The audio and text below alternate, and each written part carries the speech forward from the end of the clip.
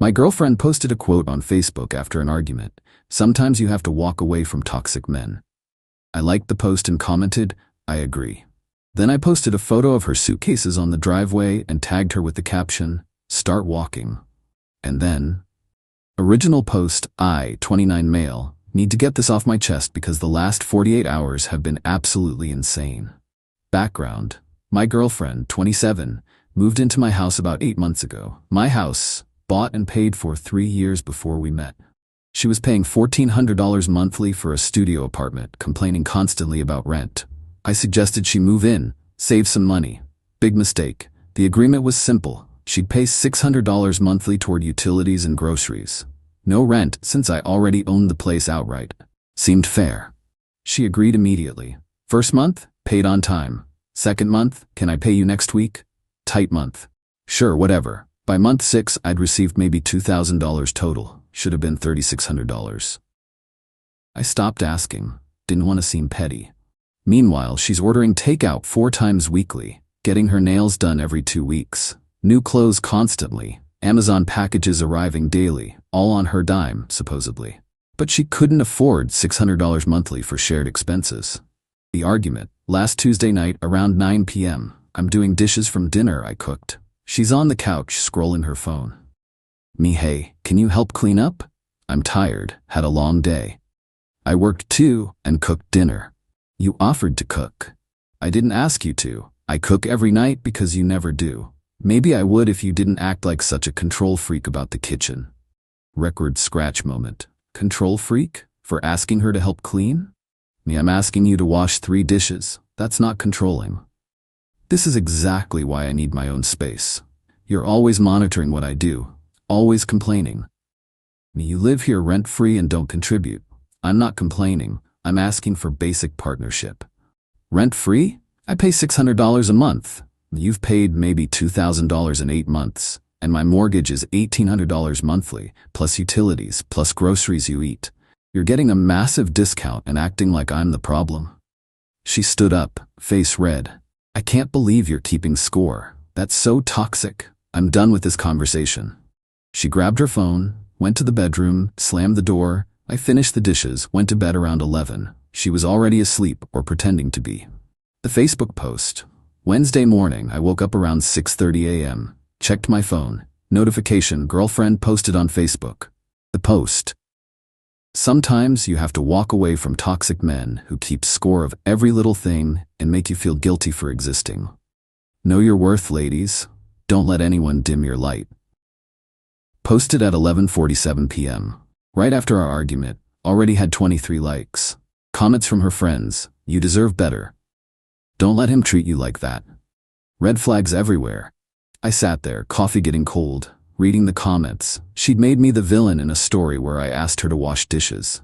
Then something clicked. She wanted to walk away from toxic men? Cool. I'd help. I liked her post. She probably thought it was an accident. Then I commented, I agree. Sometimes you really do need to walk away. 5 minutes later, my phone buzzed. Text from her. Did you just comment on my post? Me, yeah, you're right. People should walk away from toxic situations. That wasn't about you. Funny, posted right after our argument, but okay. You're making this a bigger deal than it is. Nope, just agreeing with your wisdom. In fact, I'm gonna help you walk away. What's that supposed to mean? I didn't respond? Got dressed, went to the garage, found her suitcases. She'd stored them there, brought them inside, started packing. The packing. She came out of the bedroom around 7:45, saw me folding her clothes into suitcases. Her, what are you doing? Me helping you walk away from this toxic situation. Are you serious right now? You posted publicly that you need to walk away. I'm assisting. Your clothes, your shoes, your bathroom stuff, all getting packed. Her, this is insane. It was just a post. Me, a post calling me toxic to all your friends. After I asked you to help with dishes. So yeah, let's solve the problem. You leave. No more toxicity. You can't just kick me out. My house, your name's not on anything. You're basically a guest who stopped paying their share months ago. I need time to find a place. You've had 8 months to pay your share. You've had years to save money, but you've got new clothes, fresh nails, constant takeout. You'll figure it out. She started crying. Where am I supposed to go? Me, not my problem. You wanted to walk away. Walk. I finished packing 3 suitcases, 2 boxes of random items, her laptop bag, carried them to the driveway, arranged them nicely, took a photo, posted on Facebook, tagged her. Caption, start walking. Posted it at 8:03 a.m. The immediate fallout, her phone started blowing up immediately. Mine too, her friends calling her. My phone ringing, her mom, her sister, even some mutual friends. Ignored all of it. Told her, you've got until 6 p.m. to get your stuff. After that, I'm donating it. Her, you can't do this. Me, watch me. 6 p.m. Get it gone. She called her mom, sobbing, screaming about how I was throwing her out on the street. Her mom apparently offered to come get her. By 10 a.m., her mom arrived, older version of my girlfriend. Same attitude. Her mom, you should be ashamed of yourself, putting her belongings outside like trash. Me, she called me toxic on Facebook. I'm solving the problem. Her mom, over dishes? You're really ending a relationship over dishes? I'm ending a relationship because she lives here rent-free, contributes nothing, complains constantly, then publicly calls me toxic for asking her to help clean. Actions have consequences. She's been helping. She cooks, she cleans. She hasn't cooked a meal in 3 months, hasn't paid her agreed contribution in 6 months. Check your facts. Her mom loaded the suitcases into her car. My girlfriend stood on the driveway crying, staring at me like I'd killed her dog. Her, I can't believe you're doing this. Me, I can't believe you posted that garbage on Facebook. We're even. They left around 11 a.m. I changed the locks by noon. Cost $180. Worth every penny. Update 1, 3 days later. The fallout has been absolutely wild. Buckle up. The social pressure. Within hours of my post, I was getting messages, not just from her friends, from my friends too. People I've known for years suddenly questioning my character. One buddy, dude, that post was harsh. You really threw her out? Me, she called me toxic publicly. I agreed and helped her leave. Him, but the Facebook post? Kind of petty. Me, her post calling me toxic wasn't petty? She didn't name you. Me, posted right after our argument. Everyone knew. Stopped defending her. Lost a few people over this. Turns out they weren't really my friends anyway. They were couple friends. People who knew us as a unit. They picked her side. Fine. The financial discovery. Thursday morning, I was cleaning out the bedroom. Found some paperwork she'd left behind. Bank statements, credit card bills. Curiosity got the better of me. She owes $8,400 on credit cards. 4 different cards. All maxed. Student loans, $31,000. She made roughly $42,000 annually at her job. After taxes, maybe $2,800 monthly take-home. Rent at her old place, $1,400. She was barely surviving. That's why she jumped at moving in here. Not because she loved me, because I was a financial solution. $600 monthly to live in a whole house? She should have been saving thousands. Instead, she racked up more debt. Found something else too, a notebook. Diary-ish. Skimmed it? Yeah, invasion of privacy, don't care at this point. Entry from June, need to figure out how to stay here long-term without paying as much. Maybe suggest we get married, then it's half mine anyway. Entry from August, he's so annoying about money. Acts like $600 is nothing when he owns the whole house. Need to train him to stop asking. Train me, like I'm a dog. I photographed every page, sent copies to myself, kept the original. Might need it. The attempted return, Friday evening around 7 p.m. Doorbell rings. It's her, with her sister. Looked through the window.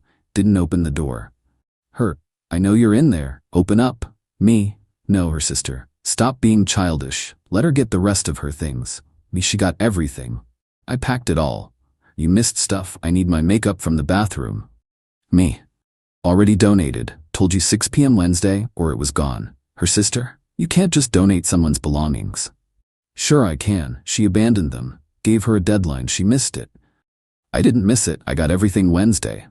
Then why are you here? Silence. Her sister, she needs to talk to you, to work this out. Nothing to work out. She wanted to walk away from toxicity. She walked. We're done. You're being unreasonable. And you're trespassing. Leave or I'm calling the cops. They left, but not before her sister kicked my trash can over. Real mature. The lease situation. Here's where it gets interesting. Saturday morning, I got a call from a law office. Is this my name? Me? Yeah? calling on behalf of girlfriend's name. She's seeking compensation for illegal eviction and return of her property. I laughed.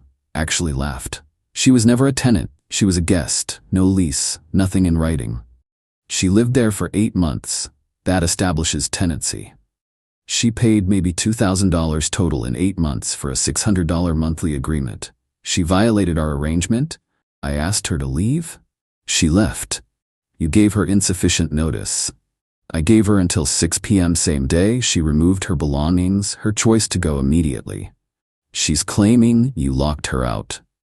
Me. I changed my locks on my house after she removed her belongings and left. Perfectly legal. We'll be in touch. They hung up. I immediately called my own lawyer, real estate attorney I'd used when buying the house, explained the situation. He laughed too. She's got no case, no lease, no rental agreement. You can ask a guest to leave anytime.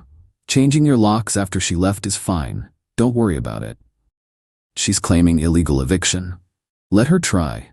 She'd need to prove tenancy.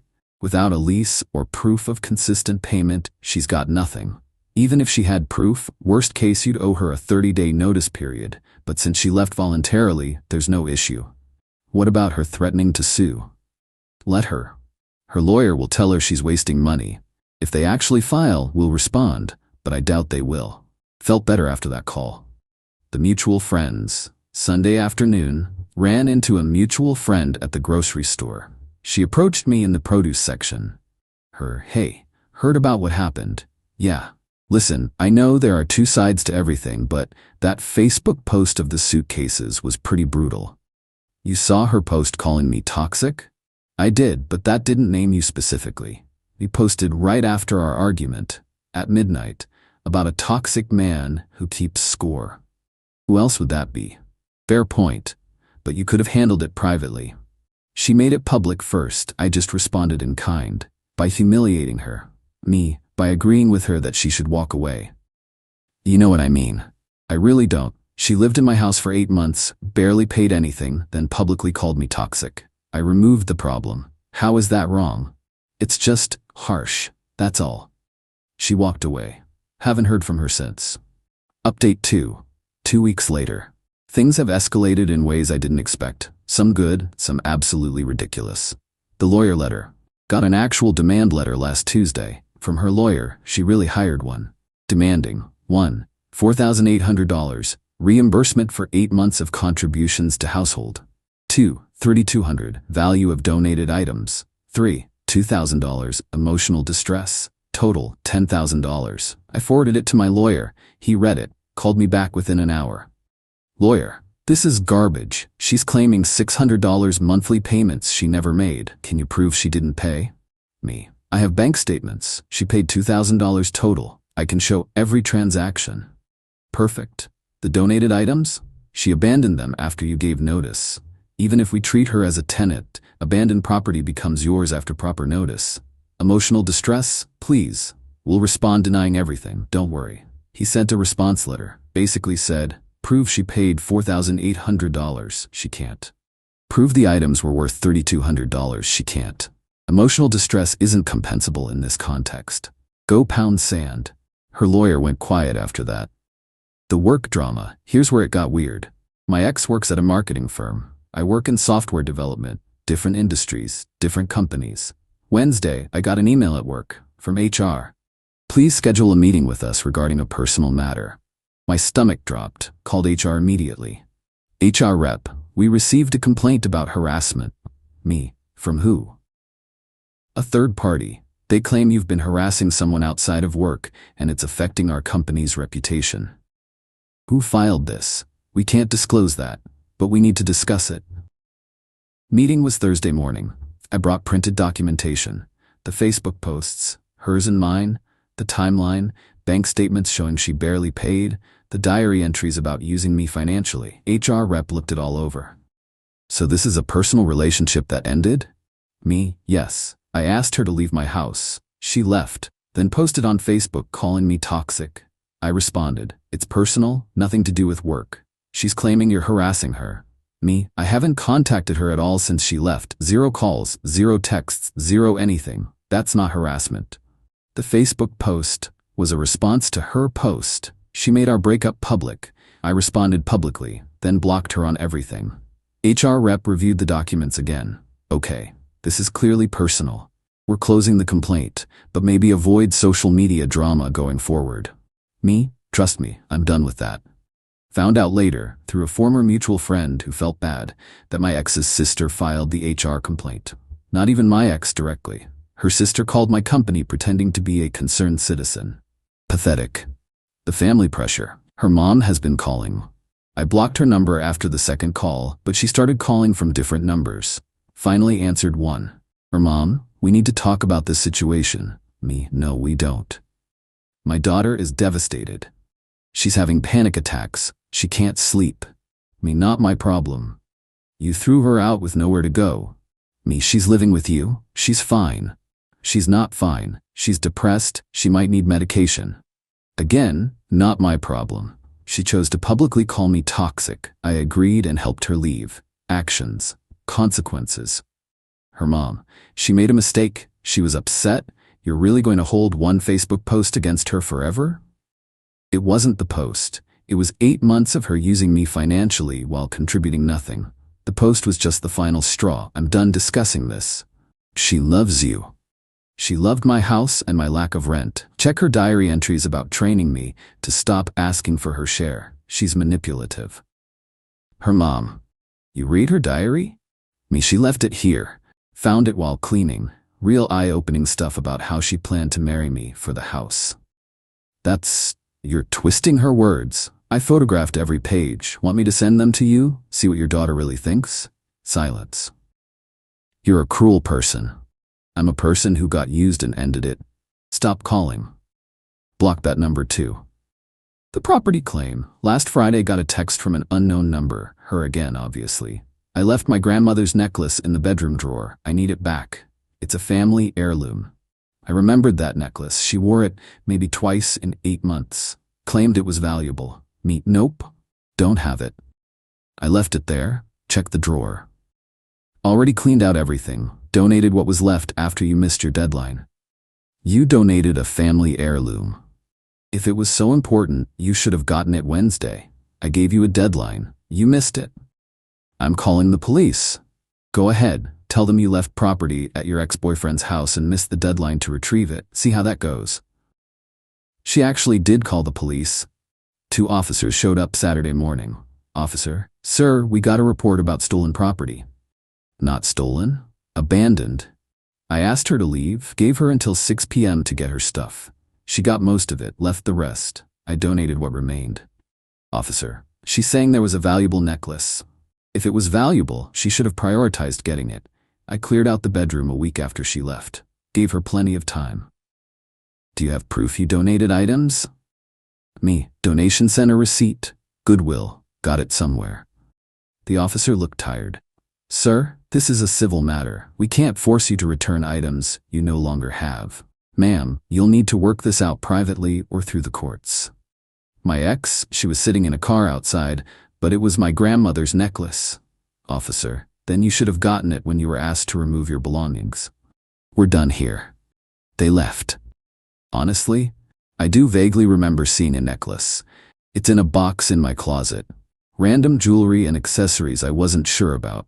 But she called the cops on me, tried to file false HR complaints, and sent lawyer letters. She can go buy a new necklace. The friend group shift. The mutual friends have mostly picked sides now. About 60-40 split, her favor. The ones on her side? All people I barely knew anyway. Her coworkers, her college friends, people we saw occasionally. My real friends, they're still around. Once they heard the full story, the financial stuff, the diary entries, the false HR complaint, they got it. One buddy. Dude, I thought you were just being petty about the Facebook thing, but she was actually using you? Me, completely. Had no intention of contributing fairly. Saw me as a meal ticket. That's messed up. Sorry I doubted you. It's fine. The Facebook post looked bad without context. Still a power move though. Posting the suitcases was savage. She wanted to walk away from toxicity. I helped. Lost some people. Kept the real ones. Honestly worth it to see who actually cared. Final update. 5 weeks later. Time to wrap this up because honestly I'm tired of thinking about it. The legal resolution? Her lawyer sent one more letter 3 weeks ago. Reduced demand, $5,000. Final offer to settle amicably. My lawyer responded. Counteroffer, $0. Alternatively, we'll file a countersuit for unpaid rent, utilities, and groceries. Client has documentation of agreed $600 monthly contribution with proof of only $2,000 paid over 8 months. Shortfall, $2,800. Add in half of groceries and utilities over that period, client paid everything. We're looking at $4,500 owed. Client willing to forgive debt if your client drops all claims immediately. Never heard back. No lawsuit was filed. Guess her lawyer told her the truth. She'd lose and owe me money. The necklace drama. 2 weeks ago, the necklace situation came to a head. Her mom called from yet another number I hadn't blocked yet, with a new story. That necklace is worth $4,000. It's been in our family for generations. We want it back or we're taking legal action. I'd had enough. You know what? Fine. Come get it. But I'm giving it directly to her, in person, with a witness present. Tomorrow at noon. My driveway. She signs a document saying she received it and we're done forever. Bring a notary. Her mom agreed. Next day, they showed up. My ex, her mom, her sister, and a notary they'd brought. I handed over the necklace. She signed the document. My lawyer had drafted it. Basically a receipt and agreement that she received all remaining property and had no further claims. As she was leaving, she turned around. You know, you didn't have to be so cruel about all of this. Me. You called me toxic on Facebook, filed false complaints with my job, sent legal threats, tried to manipulate me for 8 months. I just ended a bad situation. That's not cruel, that's self-preservation. Her, I did love you. Me, no you didn't. I read your diary. You loved my house and my money. You loved not paying rent. But me? Never. That's not fair. Life's not fair. You learned that when your financial plan walked away. They left. Haven't heard from them since. The financial aftermath, total cost of this disaster, locksmith, $180, lawyer fees, $850, time wasted, priceless. But also, money saved monthly by not supporting her, $800 plus, utilities, groceries, entertainment she never paid for.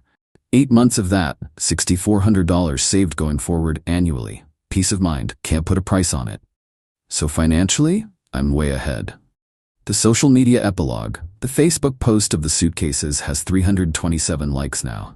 More than her original Toxic Men post. The comments are split, but the majority are supportive. Sometimes people need to face consequences. That's what happens when you publicly call someone toxic. Play stupid games, win stupid prizes. Her original post is still up. She never deleted it. My comment is still there. I agree. Every time someone brings up the situation, I just share both posts. People can decide for themselves who is toxic. The personal growth. 5 weeks later, my house feels like mine again. I'm not walking on eggshells, not wondering why groceries disappear without contributions, not getting passive-aggressive comments about keeping score.